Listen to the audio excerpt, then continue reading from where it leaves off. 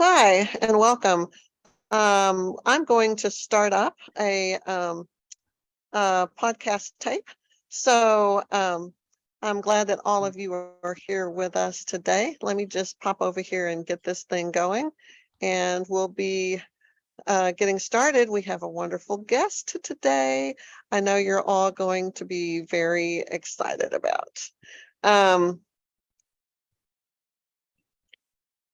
Okay, so welcome to Narcissistic Abuse Recovery Collaborators, home of NARC Troopers. Today we have a very special guest that I would like to introduce. I've worked with her before a few times in the past, and we've really done some great work together. Teahna Nicole Edralin is a women's empowerment coach, holistic healer, and trauma survivor here, who's going to talk to us today about the ramifications of abuse on the human soul and the disempowerment of survivors as a result of their experience, along with valuable recovery tools that we all need that you can use to reclaim your power. I mean, that's why we're here. That's what we're trying to do. So we're going to get some new insights on that today. Thank you, Teahna, for being here. So let's jump right in. The abused person, the disempowerment, what happens with all of that is something that most people cannot even comprehend. They don't understand it. Let's talk about that a little bit. Okay. Well, first I want to start off by just talking and connecting with your listeners and letting them know that no matter how bad your experience was, and no matter how bad you might be feeling right now, just know that you can recover. That, I mean, you see Jen, she's the epitome of recovery. We all got to keep working on it. And I have my moments. And I too, as a trauma survivor, I've actually experienced trauma as a child, being molested by my father. And I did have an experience with a narcissist a little bit later on in life. Luckily, I was healthy enough to kind of have the bells go off, but it was an awful experience. And I know what disempowerment is like, and I know that you can be liberated from it. So, as we all know, it is the narcissistic job to disempower their, I don't know, what do we call them? The victim, the partner, the person that they're with. And they really have a lack of empathy, and they have a lack of ability to connect or even be a friend with the person that they are associating with their partner. And they have more of an obsession with gaining and increasing their own personal power by their act of abuse. So they may be lacking in their own personal power, therefore they need to gain their own personal power by chipping away and taking it away from other people. Now, the truth is that we allow this to happen, but we often do it unconsciously, subconsciously, and not knowing that we're doing it. Okay. So how the narcissist does this is through the manipulation, through the crazy making, through fault finding, through the verbal put downs and shaming, through lying. And all of this is chipping away slowly, maybe very, covertly or overtly. And then ultimately, the final betrayal of the discard. So there's these stages that happen in narcissistic abuse. Again, for those people who are new to this, could you go back and just summarize that really quickly, those different cycles? Well, how I was explaining kind of the ways that they chip away at the personal power. So when they're manipulating you emotionally, or when they're doing verbal put downs and shaming, it chips away at a person's ability to feel good, to feel love, to feel, and it chips away at their power, because if they were in their power, they were actually already in their full power, they would understand that this is not acceptable. Right. None of that behavior is acceptable. So the victim, and they're attracted to, what is the term, Jen, that you use for the survivor? Do you call it the victim? Victim, individual in the relationship. Right. So Okay. sometimes we're not the victim, we're the volunteer. Okay. There's it's a mixed descriptor. So I like that one, the volunteer. Yes, the volunteer. We are the volunteers for this great experiment of really putting ourselves through the ringer. And we are, in fact, giving our personal power away when we put up with somebody that is verbally putting us down, verbally shaming us. They may be lying. You start to lose trust in your own ability to decipher situations, and especially with the discard. Sometimes the discard can be so shocking. Maybe it might be a relief to some people, but to other people that aren't expecting it, and it's just like the complete throwaway, it really leaves the person feeling helpless, hopeless, powerless, confused after the discard, and they have no control over the situation. You've given this person. think that, I just want to insert here. I think that's what I was trying to go for, is that this slow erosion where they take away your identity, your sense of agency, all of it doesn't just happen at the end with the discard. There's that whole period of devaluation where that's going on Yes. big time, which can last. Some people, it's amazing how long this whole thing can go on. Sometimes it's decades. Yes. Decades. I have a new client just this week, 27 years. And I know other people who it's not just a short cycle and then done and then whatever. Sometimes it just goes on. And that the thing that you're talking about, it's like a slow disintegration in acid or something that happens of the victim volunteer person over a long period of time throughout, maybe even in the beginning, in the love bombing stages, they're still behind all of that. There's a gut feeling that something isn't quite right. And there's already a relinquishing of power, even in those very first stages when you buy into the fantasy. So it's not just at the end with the discard that you lose your power and become helpless and whatever. It's the whole experience from beginning to end is like that. That's Yes. what I want to. Yes, absolutely. Absolutely. And it's a slow chipping away. And then the person, the volunteer, will, because it becomes so familiar to them. It becomes a dance of, what can I do differently? How can I try harder? How can I please this person that I love and am infatuated with and want this person's love? Really the other person is looking for the love from this person. And so that continues to dismantle their power center. Just to get a little spiritual on you guys too. For those of you that don't know, your power center is located in a chakra, what they call a chakra, called the solar plexus. It's right above your belly and in between your belly and your heart. So it's right below that. It's the core. That is the core of your being.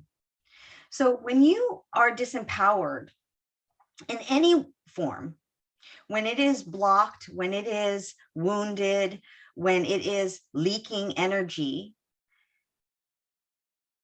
it is affecting everything in your life, not just the relationship.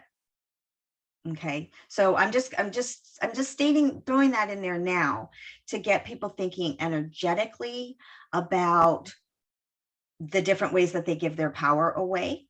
Okay. But also to understand that the that the things that you heal, when you heal the solar plexus, when you heal your own empowerment, different things in your life, you will also be more empowered in as well. Okay. Yes. Basically, the abuse will dismantle your self-trust, your own self-trust, and it perpetuates states of self-doubt, and you're unable to trust your own reality, your inner knowing, your inner being, even though, like what you're saying, you may even feel that there's something off, there's something wrong, there's something not right, but you're not trusting that enough to say, I've got to go, or this isn't right, this isn't working, it's not for me, and you find yourself unable to make decisions, healthy decisions for yourself, healthy choices. You may be even blaming yourself, and asking yourself, how did I get so entangled with this? And there must be something wrong with me. It's me, there's something wrong with me. And you've not only given your power away to them, you've lost your ability to empower yourself because of the pain and the hurt and the confusion that ensues, especially after they're gone, right? Am I right, Jen? Right. That's absolutely correct. It is an erosion of self. They take your identity and they wear it as their own, and they absorb it until it becomes a great costume that's very convincing to everyone. They think that that's who that narcissist is, when actually they've co-opted your traits and characteristics and your identity. It's in short, it is identity theft. Mm-hmm. It is. And so there's no reclaiming it. I think that we're going to get into that next, where there's no, I mean, people say we're going to reclaim, have rehabilitation, restore, recovery, implying that we're going to go back and take over something that we had before the narcissist. But in many cases, or what we had when we met them, it's gone. They took it. They body snatched you, soul snatched you, mind snatched you in every way, this identity theft, so that you're hollow like they are by the time they go. And it's really not a anything. It's like you have to give birth to a new self that you create from scratch at the end of one of these relationships, because there's nothing to reclaim. They took it, they absconded with it, they're gone, and they took it with them. And so you have to create something new. And what an opportunity. When people told me that in the beginning, I wanted to just slap them and say, get out, shut up. It's not an opportunity. I don't want this opportunity. I was fine. The fantasy was pretty fantastic a lot of the time. I was enjoying that much of the time. I didn't want to leave it. Reality sucks. But now years have passed. In fact, this week is coming upon the 4-year anniversary on this coming Sunday. 4 years since this narcissistic husband left. And I don't see it that way anymore. I do see that I was presented with an opportunity to get out of something toxic and disingenuous that wasn't real, it wasn't authentic, and that I have an opportunity to create a new version of myself, a new me that I have ownership of, and still be rooted in this reality, and trying to be impactful in that reality in the best way I can to help people. All of that would not have been possible had I not just accepted that, they took who I was away. She's gone. And now I'm new. I'm born again. Yeah. And the truth be told is, you probably on the level of, because you were playing in that toxicity, Oh, so yeah. it's almost, that is also empowering to create the new identity, to rebirth the self. They cannot steal your soul, though. Okay. And Yeah, a lot the of this core is about stays us. the The same. disempowerment is about us being disconnected from our own soul. And that's why they're Yeah, able to take, you know, and it doesn't take, you don't have to be a sick person to be disconnected from your soul, but probably 99% of the population is or disconnected injured on some or level have from some their soul. reason. Mhm. Yeah. Absolutely, I think that that's right. But at the core of it, we still have our core, our self, our Divinity. essence, our Yes. soul. We have our divinity. We have that. We own that. For Hmm. the person with narcissism or psychopathy, that part of them does not exist. And that's why they have to Hmm. take yours. It's just not there. You Hmm. keep thinking and telling yourself it is, and I can help them, and I care about them, and I want to fix them and Hmm. heal them, and I know that they can do it. I see the good in them. No, you don't. What you see is a reflection of the good in you that they Very took. good. Love that. What Yes. what is in them is just an emptiness. It's just a barren wasteland. They don't have that core soulful essence. What did you call it? The divinity part, Hmm. they don't have that. They just don't have it. Hmm. So I think that that's a distinction that we need to really recognize. Yes. Yes. And they're so that's why they're so sick, and then they don't know that they're sick, because they're No, that disconnected from their own divinity, from their own soul. correct. So do you want to, what I can do is I can start to talk about how do we reclaim the power? Let's absolutely talk about that because that's why we're here. Most of us have some pretty good awareness of what's going on, but as far as how do we get to this place where we are in our best possible, how do we create this new thing? Where do we go? What do we do? How does that happen? Okay. Let's talk about that. Okay. Well, my points are basically on, creating a new identity, it requires all of your being, right? So I'm kind of Yes. specifically talking about giving tips on how to reclaim your power. But Yes. the power is an important part when you're creating your new identity, because you want to be empowered to do that from a healthy Hmm. space. And that can take some time. It doesn't like automatically happen.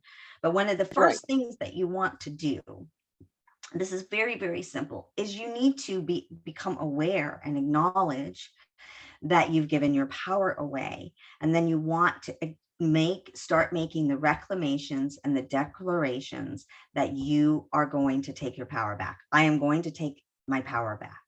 I telling the universe, I am going to take my power back. I want to take my power back.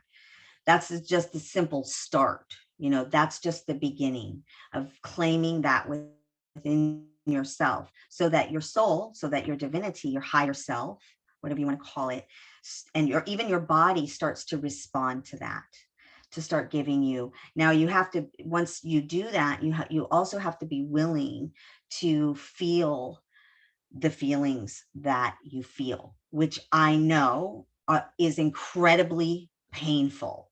And it's not meant to be done fast, but you have to be willing to sit with yourself and be able to feel all the feelings that you feel around what actually happened, the grief, the Absolutely. rage. A lot of the rage can be turned inward to yourself, so you've got to be willing to let these feelings emerge and be willing to sit with them and feel them, knowing that as they emerge, it will pass, and then you have another opportunity to use your power to create your new identity, to create who it is that you remember to be, who you want to be, who you know that you are, what your heart wants for yourself.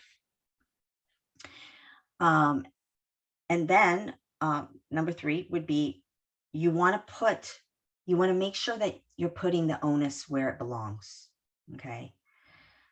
I can't tell you how many people I work with that have blamed themselves for abusive situations, including myself, because I was so young, and a child doesn't know what else to do but blame it on themselves, because that's what they're being told. It's their fault. Now, so you want it, it wasn't your fault.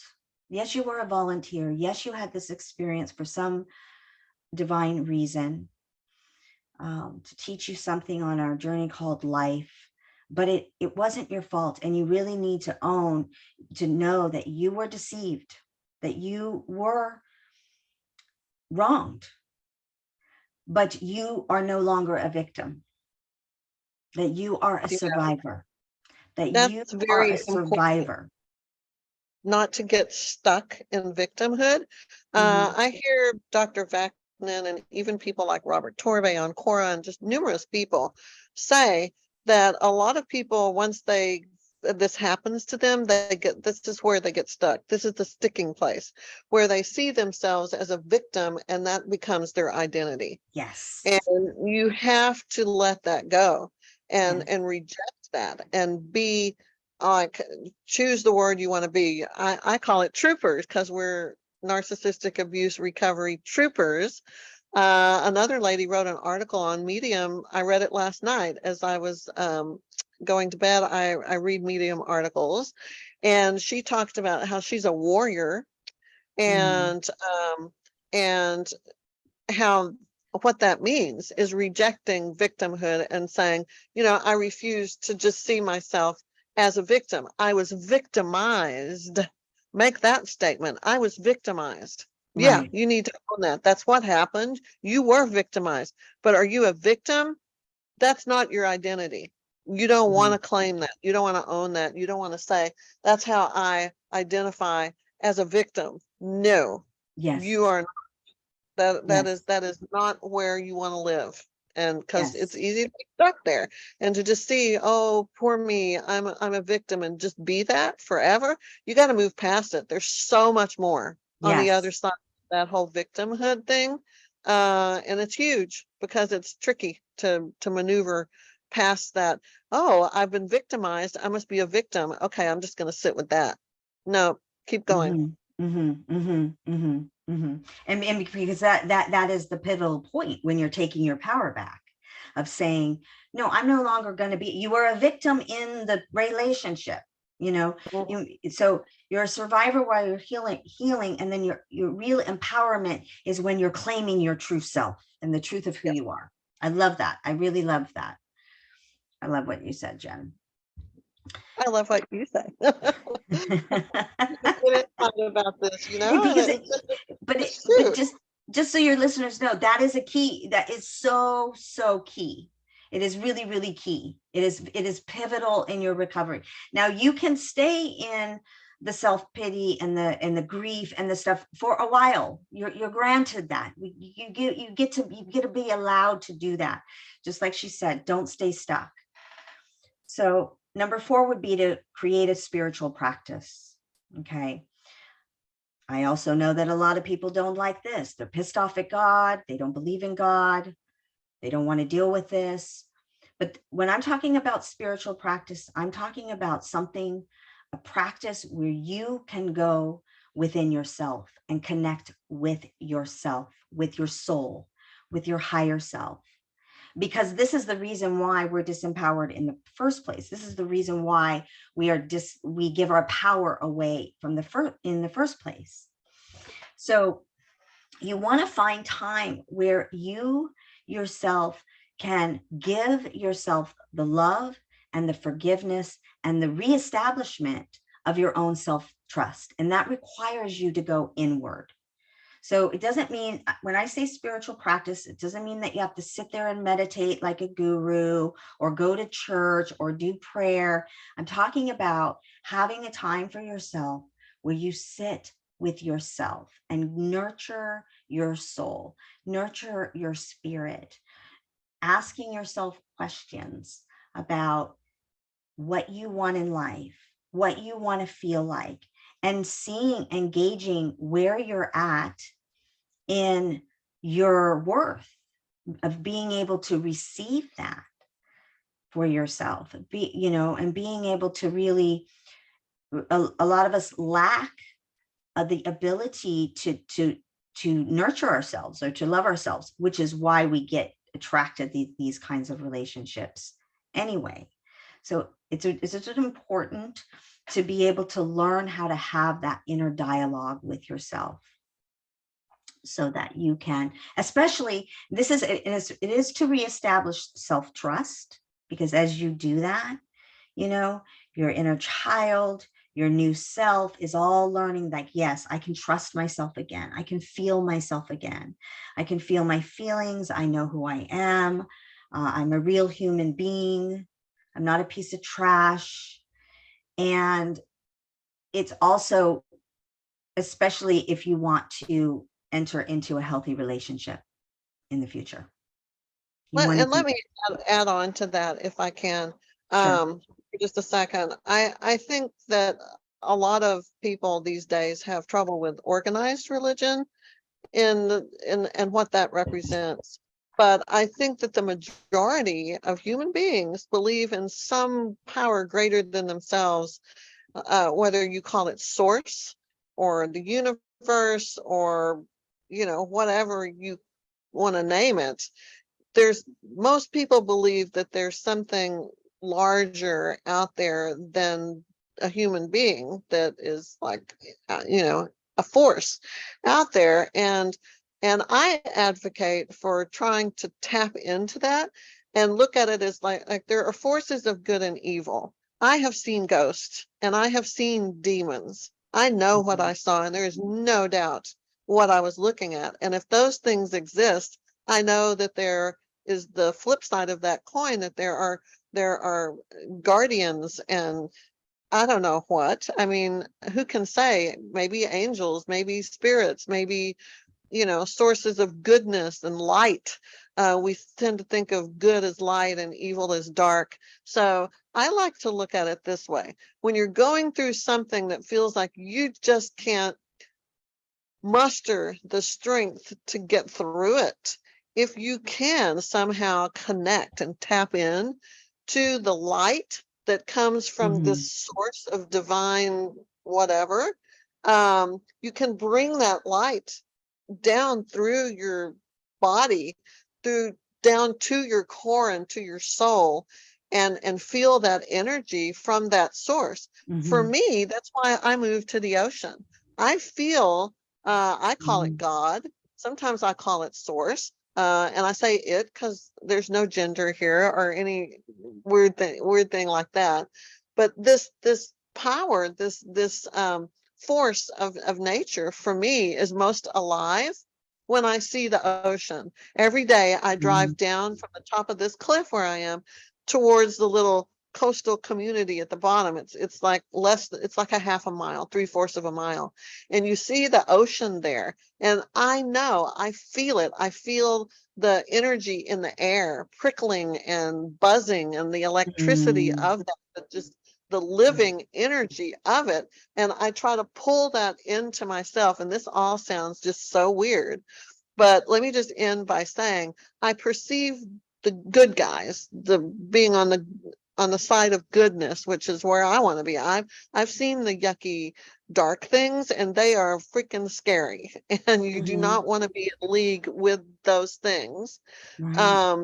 Or you just don't want to allow them to come into you and to fill in all of the gaps and holes in your heart and in your soul, and to fill it with the evil stuff. And I'm going to use the word evil. Some people have a problem with that, but I don't know what else to call it. It's bad.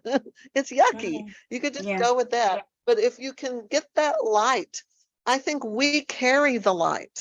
We Yes. carry We are the light. that light. We are the light. And that light for me comes from God, comes from a higher power.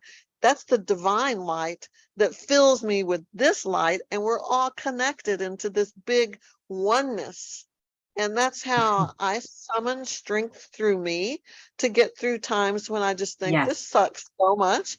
I am so alone in this world. Oh my gosh, what am I? This is effing horrible. Then I do that and it works. It Yeah. works. It Yes. empowers. Hmm. Okay. Beautiful. Yes, because and this is why so the next step is going to be, where you're actually assessing the ways that you've given away your power. Okay, so that takes that extra strength. It takes that extra support. It takes some of the recovery of, first getting past the victim stage, because this is an important important empowerment piece of taking back your own personal responsibility of the ways that you behaved, what you did in the relationship, and how you gave them, you allowed it, you gave permission to take your power. You did. And so you're going to want to assess it and do the shadow work. And it can be very, very dark. And so there's things like, did you want to say something, Jen? Or do you want me to No, I'm just agreeing with you that this is all very, very accurate, is that we do invite it in, and we want that thing that narcissist has, that whether it's them parentifying you and being your mother, or whether it's fantasy where they're promising you this perfect unconditional love and stuff, they're going to be everything you ever dreamed of. They are the manifestation of that, in order to hook you in so they can feed off of you. Every predator knows how to hypnotize their prey. Did y'all ever see Jungle Book with the snake that had its eyes going like that? There you go. That's a narcissist. And so, you have to, you participated in that. You got drawn in. You wanted that. That's me just nodding, saying absolutely. Just yes, so, that's right. And that's when the deeper work really begins. You don't do that deep work in the beginning, but the deeper work for anybody that wants to grow through this and be stronger, because you've done things like maybe you let them control your decisions, or you believe them, even just believing them when they told you were stupid or crazy. Believing those, in your own belief system, that what they're saying was true. It could be that you didn't trust your own tuition, like Jen was saying, that you knew that gut feeling that something was off, but it was ignored. You ignored it. And there can be very many things, like you just kept thinking you could fix it. You wanted to keep doing better. Constant people pleasing and wanting to continue to please them and become what they need and what they wanted, so that you could, in exchange, be loved. And then sometimes they come right out and tell you there's something wrong with me. I've had other people say that I'm not like other people, and that I, whatever, and they will warn you, I don't have relationships. I don't believe in relationships, and I'm not a one woman kind of man, or whatever. They'll tell you, and the thing here is, whatever they tell you in the beginning, you better believe it. Don't dismiss it. Don't justify it or rationalize it or try to twist it and turn it to make it be what you want it to be, so that you can fix it or heal it or love it back to wellness, because that ain't happening. And we gaslight ourselves, just like they gaslight themselves and make themselves believe all this crazy stuff. We do too. This is interesting, because that you're mentioning this, because when the narcissist is in the abuse and they're abusing you, you're basically, like you were talking about, giving your identity to them. They're changing your authentic identity to mold into what they wanted. And what you're saying is the opposite, where the victim is also fantasizing this projection of this person that it is not. It doesn't change. It doesn't change what the narcissist is doing, but it's saying that we have our version of something really messed up too. Right. So it's interesting that you're saying it's kind of mirroring off each other. Yes. So yeah. So, and then the last thing would be to please don't do this on your own. I mean, continue to listen to podcasts like Jen's. Please get mentorship. Please get support. I know for Jen, she does multiple things. I highly suggest you follow her buffet style of healing. Um, therapy it can be very long. Just taking a prescription med just covers up the wound. So please try a bunch of different stuff. I'm speaking into this as a holistic healer, as an energy worker, as a coach, as a spiritual teacher, that we really want to get the deeper work done so that you can be liberated and free, so that when you go into new relationships, when you go to create that new identity, you are happy, you're joyous, you can live a free life, you're empowered, you're empowered, Yeah. you're authentic, you're confident, you're in your joy. That's your birthright. That is your birthright. I just want to say a little testimonial here. Teahna here is part of my team, my recovery team. And it took a village, a team to help me get all my stuff together, because I was destroyed, annihilated, just absolutely wiped off the planet, burned to the ground. And to be able to put some remnant, some piece of my inner self to like blow on those embers to get the fire to light up again inside of me, which is what has to happen essentially, is like, you're destroyed and you've got just these little embers in there, in your soul, in your heart, in your core, that are still alive. They're just so injured, they're so damaged, they're just scorched. And it takes all kinds of different people with different jobs doing different things to help you get all that going.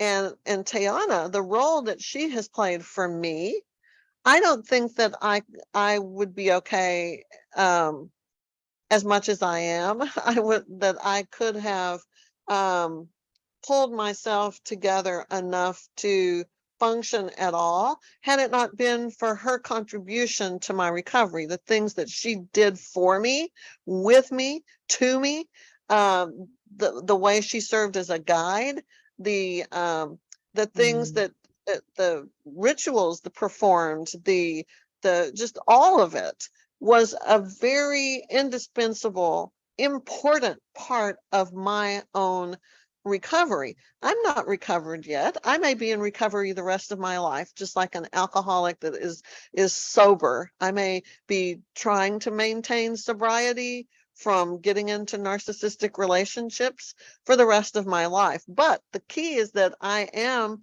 in sobriety. I'm not self-trashing. I went through a little stage like that about a year or two in. I'm not doing anything self-sabotaging. I'm trying to make good decisions. I'm doing the right things. And I credit Teahna very much for being there to support me through this journey. And she was an integral part of that. And then to accompany that, I had a therapist doing dialectical behavioral therapy and cognitive behavioral therapy, which is very effective for this. If you have a person doing the cognitive behavioral therapy who knows something about narcissism, and if they don't, then that could backfire and hurt you more than help you. Something with clergy, if they know nothing about this, their well-meaning advice may be more harmful than helpful. You've got to find people who speak this language. And Teahna speaks this language. There are other therapists out there, mental health professionals, groups of people on Meetup and through like CODA and through like Codependence Anonymous, Al-Anon even, or they have like online groups, like there's one in LA, like the Los Angeles Narcissistic Abuse Recovery Group, groups of people. And then I had energy work, pranic healing, acupuncture, Reiki, craniosacral massage, on and on and on. I've done it. I've done the work. I have been fighting so fiercely for 4 years on Sunday. Warrior. on Sunday because I did not want that to be the death of me. I didn't want my children to see me defeated, ruined, and essentially murdered by a person that was so sick and so absent from being human, just Mhm. absent himself. I couldn't let that be my ending. And I don't Right. think you want that to be your ending either. You wouldn't be Mhm. watching this if you No. wanted to accept that kind of ending and that defeat. So yes, what she said about the buffet, the smorgasbord, very important. You try different things and see what works for you, and then stick with them and keep doing it and keep doing it and keep doing it. And you may have bad days. You may have a bad week. There can be triggers. There can be setbacks. There can be all kinds of things, but you will get through them if you have all your programs and people in Mhm. place. Your team, Mhm. your Mhm. team that's there to support and work with you, doing the hard work. You've got them in place, then you're going to be fine. You have to believe Mhm. that you're Mhm. going to be fine if you do that. But it takes action. You have to do something. So Mhm. now I'll hand it And the off to you. action, okay. And the action and the action part is also part of reclaiming your power, because you're using your own power to say, I'm worthy of getting better. I'm worthy of a better life. I'm worthy of all of these different things that I need to support my own recovery. So Mhm. yes, that's a big part of it. Now I uh, just want to talk a little bit about what I offer. I obviously I've helped Jen. I love and have a passion for helping people to heal, especially through trauma. I am a holistic healer, and I've been a holistic healer professionally since about 2015. I'm a women's empowerment coach that I have been coaching and teaching different courses for about 4 years now. And I have my holistic healing has different modalities that I use. I'm a Reiki master, I'm an energy master, I'm an oracle as well. So if you want to get in touch with your spirituality, work with me. And I also have a modality called soul alchemy, which is trauma release. Jen has had some of that before. I don't know. Have you had my Reiki? She's a warrior. She wanted the deep dive spiritual. And the soul alchemy We is won't very even powerful. get in. Let's not even get into all the things you've had to do to work on me. Just Well, she's let it part of be what said. helped me develop some new modalities. That's great. I'm in such a bad shape that you had to invent new stuff. And what Yeah, can I do for I her? let's let's just say it was a challenging thing because my marriage was 16 years long, and I was, what's a nice way to say it, balls deep in that. Mhm. It's not a nice way to say it, but it's Yeah. a good description. And and then before that, I had had two other relationships in my life. My first husband, and then the person in between the two marriages that I've had, three total, every one of them terribly, tragically, profoundly mentally ill, like my mother. So I have had a lifetime of dealing with mental illness and people Mm. who are high functioning mentally ill, like they look okay to the world and have most people fooled, but underneath that, oh my gosh, it's Mhm. like, Mhm. oh my gosh, it's something else entirely. So yeah, we've been through a lot, and here Yeah. again, And it you really, you've come really, so really far. was transformationally helpful to me, and so were the other pieces. And all those things I tried, some of them worked, some of them didn't. I didn't stick with acupuncture. They would put the little needles in my forehead and in my hands and ankles and all my legs and my stomach, just all over, like tons of needles, and I would just cry and cry, and I wouldn't understand what was going on. Then I would leave, and it's like, okay, what was that? And so it really, okay, maybe a little cathartic release or something, but it just Mm. wasn't for me. And so that's what you have to do. You have to Mhm. try to get relief and to get guidance and to get Mhm. strength from Mhm. somewhere out, because you can't do it alone. You can't do it Mhm. alone. Mhm. And this is life threatening. If you think, oh, whatever, I'm just going to push it down and repress it. This kills people. I have known 2 people in the last 4 years who ended their life that were in my group. I have known numerous people who developed physical illnesses, physical disease in their body. And I know without any doubt it was caused by trying to repress this recovery from a relationship with a disordered narcissist or psychopath. That's what caused them to have all kinds of illnesses, fibromyalgia, autoimmune disease, maybe even cancer. Absolutely. So I think You're this is absolutely right.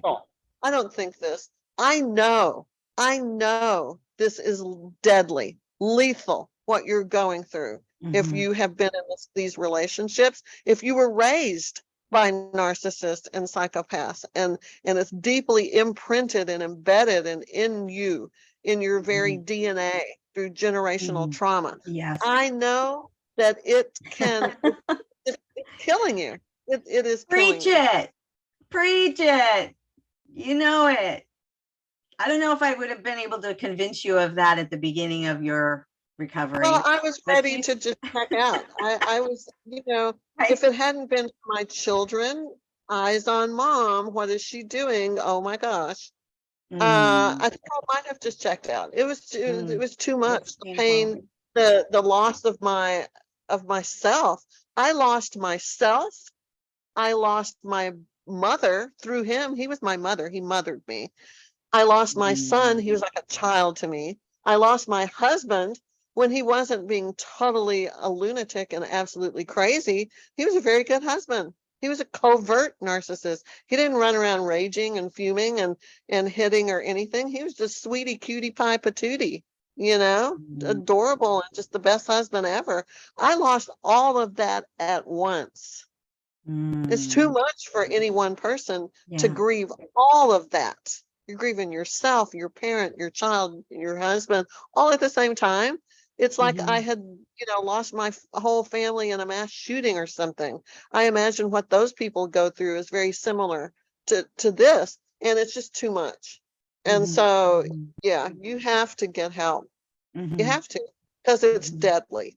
And just because you survived at the departure part doesn't mean you're going to survive long term. You could develop all kinds of problems that will take you out, and you don't want that. You don't want to do that, or it's your time to do that. Yeah. So I really want to offer for anybody out there that is hearing this and is having that nudge to reach out and ask for help. I'm offering to get on a call with me. Okay. And what I'll do on that call is I'll assess. I have a variety of different modalities that I could potentially help you with. It's no obligation. I will give you 15 minutes of energy work. Okay. To calm your nerves, to experience some of my work, what that's like, and I will talk to you and I will guide you. Okay. And with no obligation, but I want to be able to assess where you're at and find out how I can help you, if I can help you. And if I can't help you, I'm sure I can refer you to somewhere that can, to allow you, assess to where you're at in your stages, what you're needing right now. And just connecting and seeing if we're a right fit. I would absolutely love to help you. This is part of my passion, part of why I'm here, part of why I've gone through the trauma, part of why I've developed these healing modalities is to help these situations. So you can do that by, I think Jen's going to post some stuff underneath is that how it works, Jen? But information, links and stuff will be down in the description part. So just kind of go scroll down and look for that if you would like to connect. And I would just encourage let me give them an easy way. So if they're just listening and they don't have time to check that, if you just want to text me, you can text 662-710-0004. Just text me discovery call. and I'll get you set up, okay, with whatever you need. Let's hear that number one more time. 662-710-0004. So 662-710-0004. Okay, and you can just text me discovery call. I'll send you a link for my calendar, or I'll text you back and say, hey, it's Teahna. Thanks for reaching out. You're amazing, because it takes courage. It takes courage to take a stand for yourself, and we'll get you going. So we'll see where we Well, can take it. Thank you so much for all of the enlightenment and clarifications and offers for help. And I just want to encourage all of the people out there to take the next steps. If not with Teahna, then, with Somewhere. whatever you think those next steps are. Maybe you want to go try acupuncture. I don't know. Maybe that's Yeah. going to really be perfect for you. Whatever you do, you need to take action and you need to do it. And you may not feel like it. You may not want to. You may just want to, curl up in a ball with a bucket of ice cream and just wait for the apocalypse or whatever. But don't do that. That's not what we are here for. That's not what has happened, what we're called to do. These are terrible times, and you're going to have to help yourself. Nobody's coming to just come rescue you. Nobody's coming. We're all in this alone, and you got to learn to champion yourself, self-validate, take control, empower yourself, and do what you need to do for you to be able to get yourself together so that you can be the strong and powerful source of light for the world that is in such desperate need of that right now.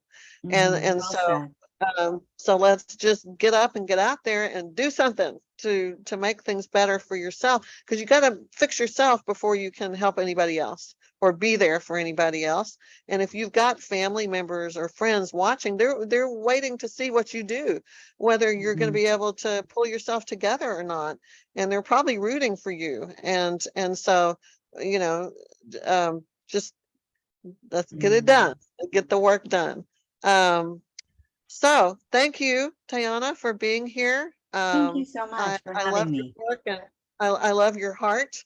And our intentions are to make people understand what happened to them, and to cultivate that, to blow the fire back on those embers, to get it just to be a bonfire that's going to light up everything, and send you out there to be a helper and a healer and to be that person that you're meant to be, and to have a glorious, joyful life and all of that. Yeah, that's what we want for you. Yes, Okay, so absolutely. thank you for being here today, and check the information out below. Okay, guys, see you next time. Bye, Bye. Jen. Bye, everyone. Thank you so much. Bye-bye.